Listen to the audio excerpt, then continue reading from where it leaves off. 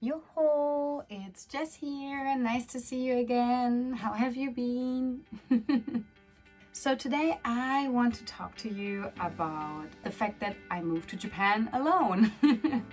I've been living in Japan since 1.5 years now, and a lot has happened since. Recently, I've been reflecting on my life, how it was before and how it is right now. I kind of felt stuck in my life and my daily routine before I moved to Japan and before I decided to move here. I really want to show you if I managed to come here alone and leave everything behind, you can do that as well.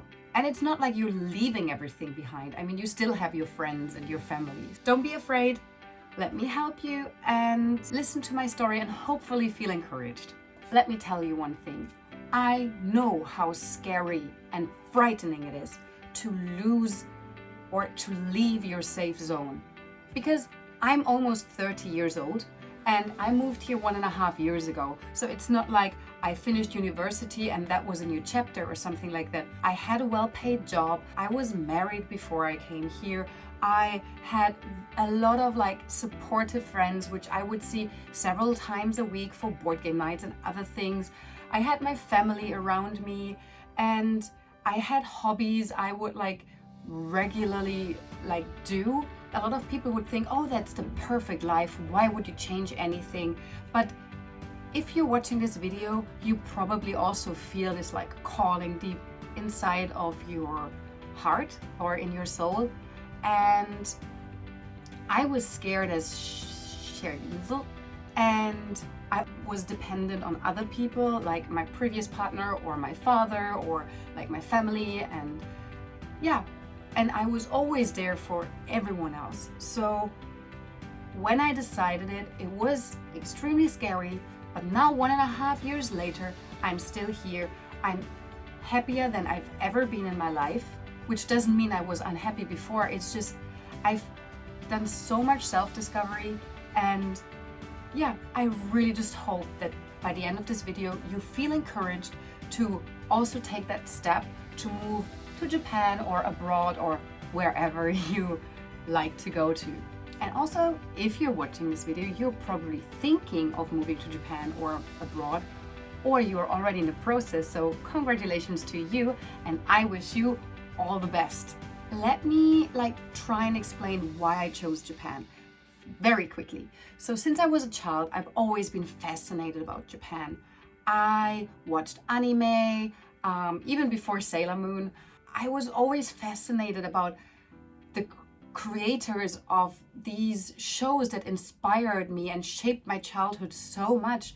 But eventually I also moved on from anime. I was really interested in the music and I started to Google the artists behind that, and I really got deeper and deeper into Japanese culture, Japanese music, Japanese fashion, and I always felt so connected to it, even though I've never been there. I started cosplay.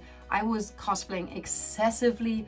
I traveled through whole Europe to visit conventions, and I made friends from all around the world. Japanese pop culture has led me to this. And in 2019, for the first time in my life, I went to Japan for 2 weeks. I was ready to tick it off my bucket list and then kind of I've seen it and that's it kind of thing. But it was completely different. I was so blown away. I usually hate big cities.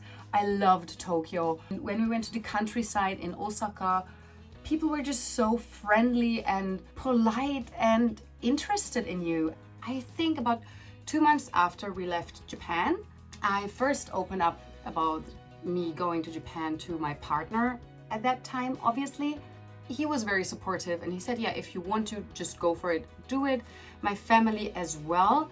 All of them said these things, but they actually, I think most of them did not believe that I will actually take that step.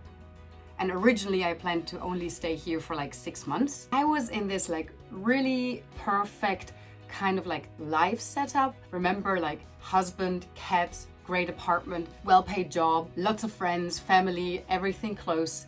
I just realized I have to follow this this desire, it wouldn't let go. I found out about the working holiday visa through a lot of research, and I was ready to go.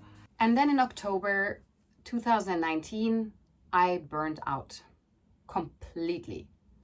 I worked my ass off, because I'm a teacher, so one teacher had a mental breakdown, another broke a bone and whatsoever. So on top of my class, I taught a lot of other classes as well. I was substituting. There were days I was in school for 12 hours. One morning I woke up and I had a rash all over my body, everywhere.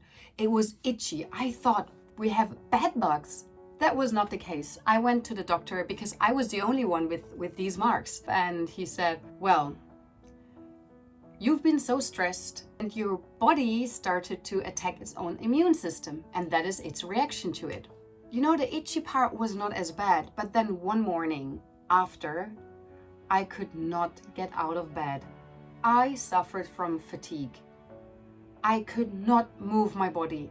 I was so tired, but my mind was awake.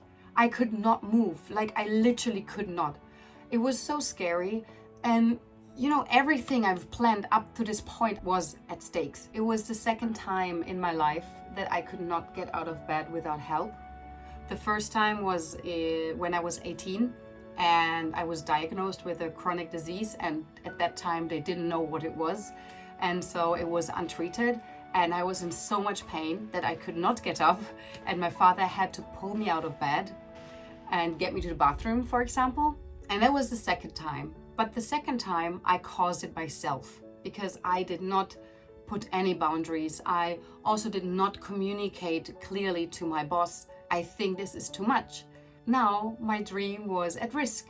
So I really took that time off, and I really focused on being at a point where I could leave the country. I quit my job. I planned everything. I booked the flights. There was no way I would step back from that. We are now in October 2019, and let's move on to a little bit later, a little bit after. Me and my husband at that time, we decided to break up. We were ready to connect on a different level, and we wanted to cherish the time we spent together. So we went through the breakup as well together, which was really nice because whenever one of us felt down, we could support each other, and we really understood the other person, how they felt, because we were in the same situation. We are still up to this day good friends. We have a good relationship. We sometimes send each other Dungeons and Dragons memes or cat videos. Also, nothing happened. No one cheated. No one was angry at someone. So people were like, why are you breaking up?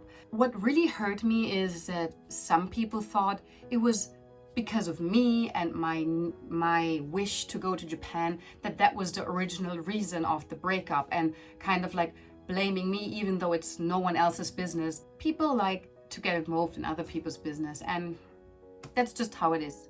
It's the same with a lot of people doubted my decision. And they were like, are you really able to do that? You can barely take care of yourself. You always need support in this case or in this case. You have a really good job. You were just before a big promotion. Why would you risk that? That's your career.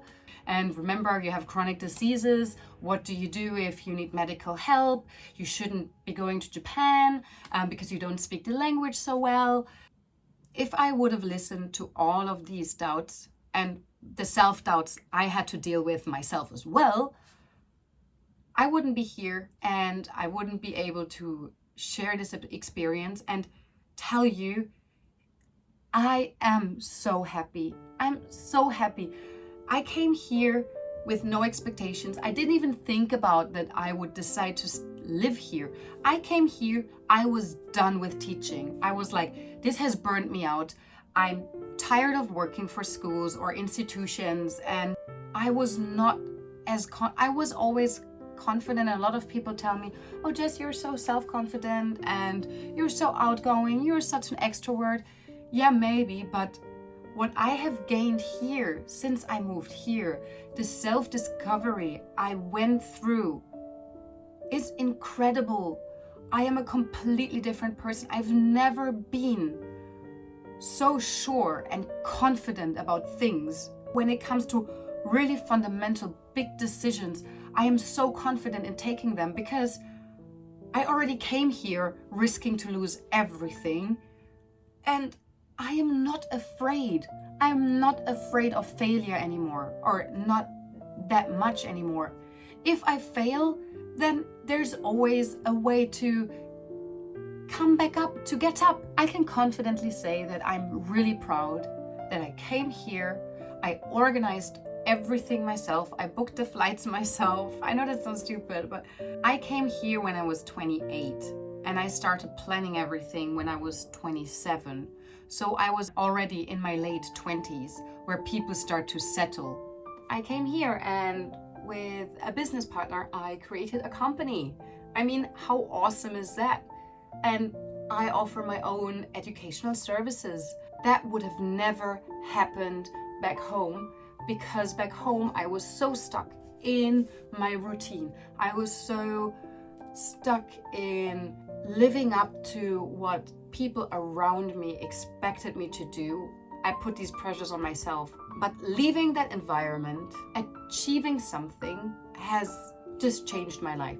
And I really think that everyone in their lives, if possible, should try to live somewhere completely else. If that is really what you desire living abroad, you should definitely talk with your partner about it. Because when I first opened up, my partner was very supportive. Surprised, but supportive. You can figure things out.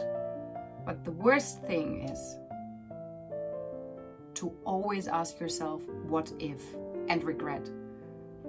And I don't want to regret anymore.